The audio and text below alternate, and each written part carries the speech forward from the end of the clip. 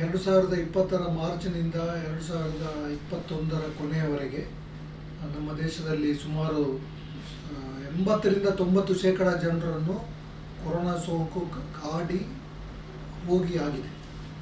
ಅದರ ನಂತರ ಜನವರಿ 2021ರಿಂದ ನಮ್ಮ ಸರ್ಕಾರ ಸೋಂಕಿತರಿಗೂ ಕೂಡ ಸೋಂಕಿಲ್ಲದವರಿಗೂ ಕೂಡ ಸುಮಾರು 95% ನಮ್ಮ ಜನತೆಗೆ ಅಂದರೆ ವಯಸ್ಕರಿಗೆ ಲಸಿಕೆಯನ್ನು ಕೊಟ್ಟು ಆಗಿದೆ. ಕೆಲವು ಮಕ್ಕಳಿಗೆ ಕೂಡ ಲಸಿಕೆಯನ್ನು ಕೊಟ್ಟಾಗಿದೆ. ಈಗ ಮತ್ತೆ ನಮ್ಮ ಮಾಧ್ಯಮಗಳು ಕೊರೋನಾ ಬಂದಿದೆ, ಇದರಿಂದ ಮತ್ತೆ ಹಾನಿಯಾಗ್ತದೆ, ಇದರಿಂದ ಅಪಾಯ ಇದೆ, ಮಕ್ಕಳಿಗೆ ಅಪಾಯ ಇದೆ ಇತ್ಯಾದಿಯಾಗಿ ಇದು ಬಿಂಬಿಸುವಂಥದ್ದು. ಸರ್ಕಾರ ಹಾಗಾದರೆ ಕೊಟ್ಟಿರುವ ಲಸಿಕೆಯನ್ನೇ ಏನು ನಿರಾಕರಿಸುವಂಥ, ಅದರ ಪ್ರಯೋಜನಗಳನ್ನು ಏನು ಬಹಳ ದೊಡ್ಡದಾಗಿ ಹೇಳಲಾಗಿತ್ತು, ಅದರಿಂದ ಸೋಂಕು ತಗಲುವುದಿಲ್ಲ, ಅದರಿಂದ ಯಾರಿಗೂ ಅದನ್ನು ತಗೊಂಡವರಿಗೆ ಯಾವ ಸಮಸ್ಯೆ ಆಗುವುದಿಲ್ಲ ಅಂತೇಳಿ ಏನು ಭಾಳ ದೊಡ್ಡದಾಗಿ ಪ್ರಚಾರ ಮಾಡಲಾಗಿತ್ತು. ಈಗ ಅದನ್ನೇ ಯಾವ ಮಾಧ್ಯಮಗಳು ಅದನ್ನು ಪ್ರಚಾರ ಮಾಡಿದವೋ ಅದೇ ಮಾಧ್ಯಮಗಳು ಈಗ ಬಹುಶಃ ಅದನ್ನು ನಿರಾಕರಿಸುವ ರೀತಿಯಲ್ಲಿ ಈಗ ಮಾಧ್ಯಮಗಳು ಜನರನ್ನು ಹೆದರಿಸ್ತಾ ಇರೋದನ್ನು ನೋಡಿದರೆ ಆ ರೀತಿಯಾಗಿ ಅನಿಸ್ತಾ ಇದೆ. ನನಗೆ ಹೇಳಲಿಕ್ಕಿರೋದು ಇಷ್ಟೇ, ಮಾರ್ಚ್ 2020ರಲ್ಲಿಯೇ ಅದನ್ನು ಹೇಳಿದ್ದೇನೆ. ಅದರ ನಂತರ V4 ಮಾಧ್ಯಮದ ಮೂಲಕವೂ ಕೂಡ ಹಲವಾರು ಬಾರಿ ನಾನು ಜನರ ಮುಂದೆ ಈ ಸತ್ಯವನ್ನು ಹೇಳಿದ್ದೇನೆ. ಏನು ಅಂತಂದರೆ, ಈ ಕೊರೋನಾ ಅನ್ನುವಂಥದ್ದು ಬಹಳ ಸಾಮಾನ್ಯವಾಗಿರುವ ಸೋಂಕು. ಅದು ಒಮ್ಮೆ ನಮ್ಮ ದೇಶದೊಳಗೆ ಬಂದ ನಂತರ ಅದು ಹರಡುವುದನ್ನು ತಡಿಲಿಕ್ಕೆ ಸಾಧ್ಯ ಇಲ್ಲ. ಅದರಲ್ಲಿ ಆಗಾಗ ರೂಪಾಂತರಗಳು ಆಗ್ತಾ ಇರ್ತದೆ. ಕೆಲವು ರೂಪಾಂತರಗಳು ನಮ್ಮ ದೇಶದ ಒಳಗೇನೆ ಆಗ್ಬೋದು, ಕೆಲವು ರೂಪಾಂತರಗಳು ಹೊರಗಿನಿಂದ ಆಗಿ ಅಲ್ಲಿಂದ ಬಂದವರ ಜೊತೆ ಅದು ಭಾರತಕ್ಕೆ ಬರ್ಬೋದು. ಇದೇನು ಶಾಶ್ವತವಾಗಿ ನಮ್ಮ ಜೊತೆ ಇರುವಂಥ ವೈರಸ್. ಯಾವ ರೀತಿ ಫ್ಲೂ ಸೋಂಕು ಇದೆ ಅಥವಾ ಇನ್ನಿತರ ಸಾಮಾನ್ಯ ಶ್ವಾಸಾಂಗದ ಸೋಂಕುಗಳಿವೆ, ಅದೇ ರೀತಿ ಕೊರೋನಾ ಕೂಡ ಇನ್ಯಾವತ್ತೂ ಕೂಡ ನಮ್ಮ ಜೊತೆ ಇರುವಂಥದ್ದು.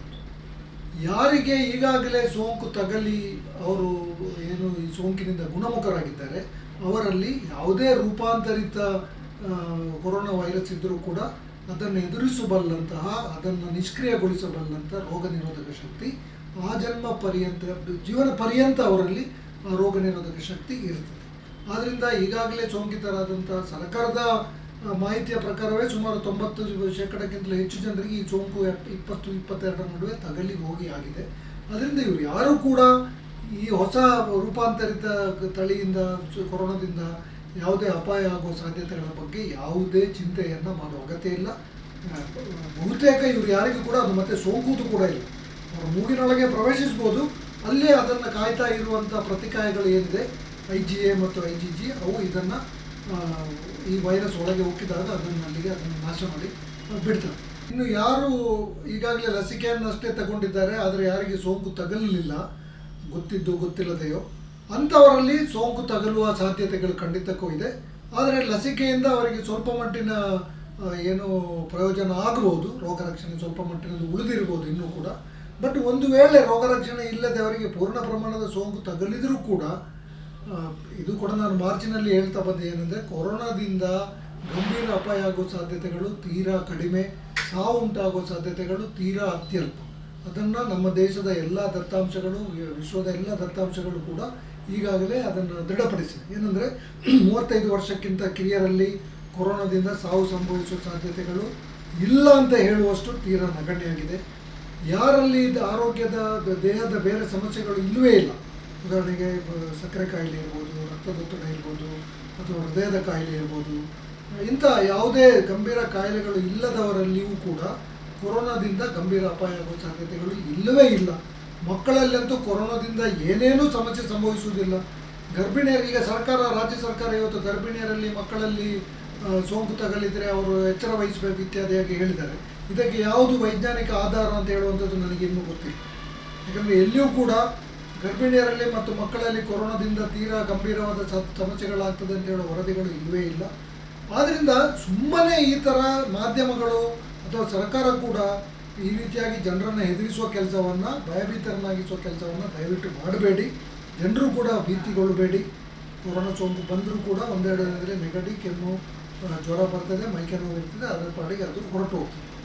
ಯಾರಲ್ಲಿ ಸಕ್ಕರೆ ಕಾಯಿಲೆ ಇದೆ, ಯಾರಲ್ಲಿ ಬ್ಲಡ್ ಪ್ರೆಷರ್ ಅಥವಾ ಅಧಿಕ ರಕ್ತದ ಒತ್ತಡ ಇದೆ, ಯಾರಲ್ಲಿ ಹೃದಯದ ಕಾಯಿಲೆ ಇದೆ, ಅಥವಾ ತೀರಾ ಗಂಭೀರವಾದ ಲಿವರ್ನ ಕಾಯಿಲೆ ಅಥವಾ ಕಿಡ್ನಿಯ ಕಾಯಿಲೆ ಅಂದರೆ ಯಕೃತ್ತಿನ ಮತ್ತು ಮೂತ್ರಪಿಂಡಗಳ ಕಾಯಿಲೆ ಇದೆ, ಅಂಥವರು ದಯವಿಟ್ಟು ಎಚ್ಚರಿಕೆ ವಹಿಸಬೇಕು. ಅವರಲ್ಲಿ ಹೆಚ್ಚಿನವರಿಗೆ ಈಗಾಗಲೇ ಕೊರೋನಾ ಬಂದು ಹೋಗಿರ್ಬೋದು, ಅದರಿಂದ ಅವರು ಗುಣಮುಖರಾಗಿರ್ಬೋದು, ಅಥವಾ ಅವರು ಲಸಿಕೆಗಳನ್ನು ತಗೊಂಡಿರ್ಬೋದು, ಅಂಥವರು ಕೂಡ ಯಾವುದೇ ಗಾಬರಿಯಾಗುವ ಅಗತ್ಯ ಖಂಡಿತಕ್ಕೂ ಇಲ್ಲ. ನಿಮ್ಮ ಆರೋಗ್ಯದ ಬಗ್ಗೆ ಗಮನ ಹರಿಸಿ, ನಿಮಗೆ ರಕ್ತದೊತ್ತಡ ಅಥವಾ ಇಂಥ ಕಾಯಿಲೆಗಳಿದ್ದರೆ ಅದನ್ನು ಸರಿಯಾಗಿ ನಿಯಂತ್ರಣದಲ್ಲಿಟ್ಟುಕೊಂಡು ಅದರ ಔಷಧಗಳನ್ನು ಸರಿಯಾಗಿ ತಗೊಳ್ಳುವಂಥ ಕೆಲಸವನ್ನು ನೀವು ದಯವಿಟ್ಟು ಮಾಡಿ. ಅದು ಬಿಟ್ಟು ಕೊರೋನಾದ ಬಗ್ಗೆ ದಯವಿಟ್ಟು ಹೆದರಬೇಡಿ. ಸರ್ಕಾರದಲ್ಲಿ ನನ್ನ ವಿನಂತಿ ಏನು ಅಂತಂದರೆ, ಈಗ ನಿನ್ನೆ ತಾನೇ ಆದೇಶ ಹೊರಡಿಸಿದ ಹಾಗೆ ಮತ್ತೆ ಮಾಸ್ಕ್ ಧರಿಸಬೇಕು, ಮತ್ತೆ ನೀವು ಸ್ಯಾನಿಟೈಸರ್ ಯೂಸ್ ಮಾಡಬೇಕು. ಇದು ಯಾವುದಕ್ಕೂ ಕೂಡ ವೈಜ್ಞಾನಿಕ ಆಧಾರಗಳು ಇಲ್ಲವೇ ಇಲ್ಲ.